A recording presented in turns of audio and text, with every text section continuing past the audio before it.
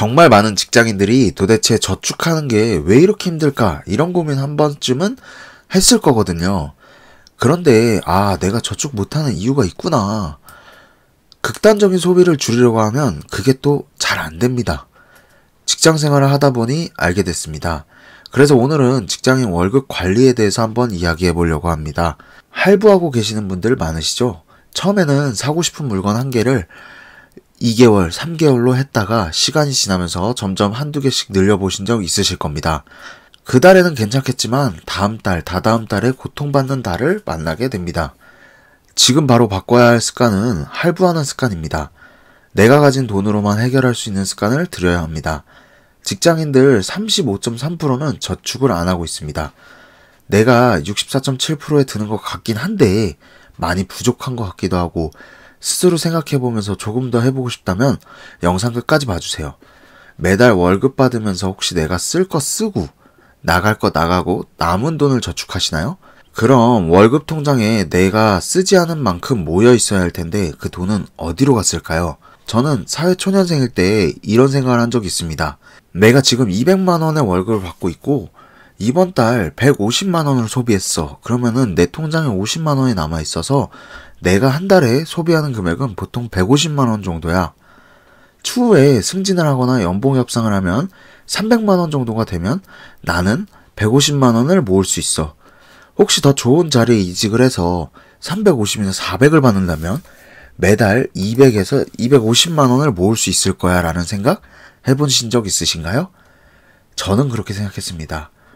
그래서 지금 이 정도면 괜찮겠지. 나중에 소득이 높아지면 지출을 하더라도 남을 거야 라는 생각을 했습니다. 정말 어리석은 생각이었죠. 이 정도는 다들 말 안 해도 아실 거라 생각합니다. 월급이 아무리 높아도 돈을 지키고 관리하지 못하면 그 통장은 결국 그대로일 겁니다.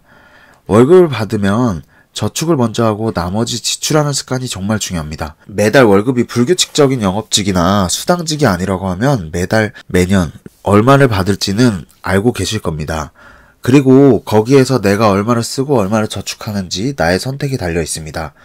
대한민국 직장인 35.3%는 저축을 안 하고 있습니다. 64.7%는 저축을 하는데 이 중에서도 20대는 776만원, 30대는 906만원, 40대는 818만원을 저축하는 것이 통계로 나와 있습니다. 그럼 이 통계에 맞게 저축하면 괜찮을까요? 저 정도면 평균이네 하면서 안도하는 것보다 나보다 잘하는 상위의 사람들을 배워서 노력하는 게 중요하다고 생각합니다. 대한민국 직장인 상위 6% 이상은 월급의 60% 이상을 저축하고 있습니다. 내가 초년생인데 월급 200만 원이라고 하면 매월 120만 원 이상을 저축하고 있는 것입니다. 나는 혼자 살고 있어서 기본적으로 고정비와 변동비가 큰 경우에도 50% 이상은 저축하는 것이 이상적입니다. 이렇게 이야기하면 조금 막막하실 것 같습니다. 그럼 매달 월급을 나눠서 계산해 보세요. 나는 지금 부모님과 함께 살고 있어서 60%를 저축하고 40%를 생활할 건데 이 금액을 기본 생활비 20%, 변동비 20%로 나눠서 관리가 필요합니다. 조금 옛날 방식이라고 이야기는 하지만 지금도 다들 이용하고 계시고 이 방법만큼 좋은 게 없는 통장 쪼개기를 사용하는 방법도 있습니다. 월급 통장에 월급이 들어오면 그 즉시 내가 사용하는 금액을 나눠서 분해해 놓습니다. 곧바로 월급의 60%를 저축하고 40%를 반으로 나눠서 다른 통장에 넣어둡니다. 기본 생활비인 20%는 내가 한 달 동안 생활하는 금액을 사용하고 가급적이면 신용카드가 아닌 체크카드를 사용해주면 좋습니다. 신용카드 혜택이니 할인이니 많은 걸로 알고 있습니다. 그런데 그것을 받기 위해서 더 많은 소비를 하는 경우가 많습니다. 혜택을 챙기는 것보다 소비를 관리해서 돈을 모으는 게 훨씬 더 나중에 큰 결과를 불러옵니다. 나머지 20%의 금액은 매달 이벤트성으로 나가는 돈을 사용하면 됩니다. 예를 들어 경조사비가 있을 겁니다. 제가 이 방식이 익숙해졌을 때 제가 했던 방법은 20%의 생활비는 저 역시도 사람이고 사회생활을 해야 되기 때문에 줄일 수가 없었습니다. 그러나 변동비 부분에서 그마저도 쪼개가지고 10% 10%씩 나눠서 몇 달에 걸쳐서 모아서 원하는 것을 구매하거나 해외여행을 가기 위한 금액을 모으거나 하는 경우로 사용했었습니다. 그렇게 한다면 나중에 제가 60%에 대한 금액이 결국 1년이 지나면 아주 작지만 예금 이자와 함께 내 통장에 들어오게 됩니다.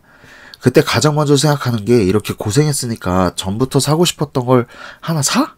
아니면 비행기값 저렴한데 지금 한번 가? 가장 먼저 이런 생각이 들게 됩니다.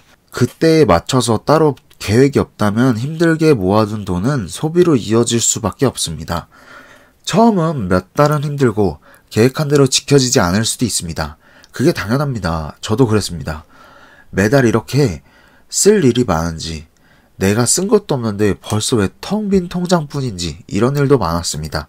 그런데 앞으로 대리, 과장, 부장 이렇게 오르니까 월급도 오르면 해야지 생각을 하신다면 영원히 월급 관리가 힘들어질 겁니다. 앞선 표에서 나왔지만 월급은 한 번 오르다가 한 번에 꺾이지만 저축은 오르다가 먼저 꺾입니다. 그 말은 나이가 들수록 필요한 금액이 많아지고 저축은 더 힘들어진다는 것을 의미합니다.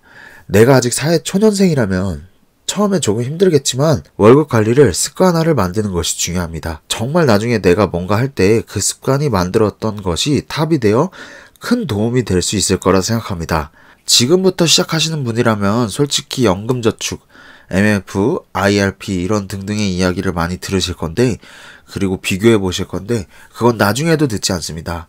매월 조금씩 저축하는 것은 적금, 1년 다 채운 돈을 한 번에 넣어두는 것은 예금, 이렇게만 생각하시고 내가 익숙해질 때까지 계속 저축하는 습관을 들이고 나중에는 이자율이 어떻다, 뭐가 어떻다 이렇게 가는 순서가 맞다고 생각합니다. 그렇게 나의 고정적인 수입을 세팅해 놓고 시간과 여유가 조금 있다면 부가적인 부업이나 투자라는 것으로 추월차선으로 가는 지름길입니다.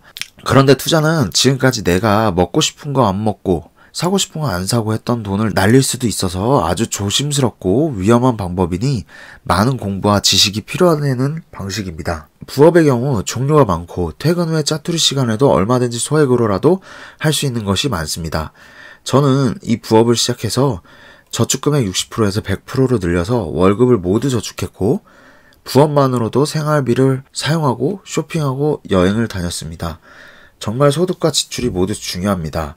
그런데 지출이 통제된 상태에서 소득을 늘린다면 이건 한 달 한 달 모았을 때 빠르게 자산을 만들 수 있는 시드머니가 될 것입니다. 지금 지출 통제할 수 없을 정도로 적은 소득이라면 제가 월급을 60%에서 100%까지 모두 저축하고 이 부업만으로도 생활할 수 있었던 방법 하나 소개드리려고 합니다. 궁금하신 분들은 고정 댓글 링크 남겨두었습니다. 관심 있는 분들은 큰 도움 되실 거라 생각합니다. 감사합니다.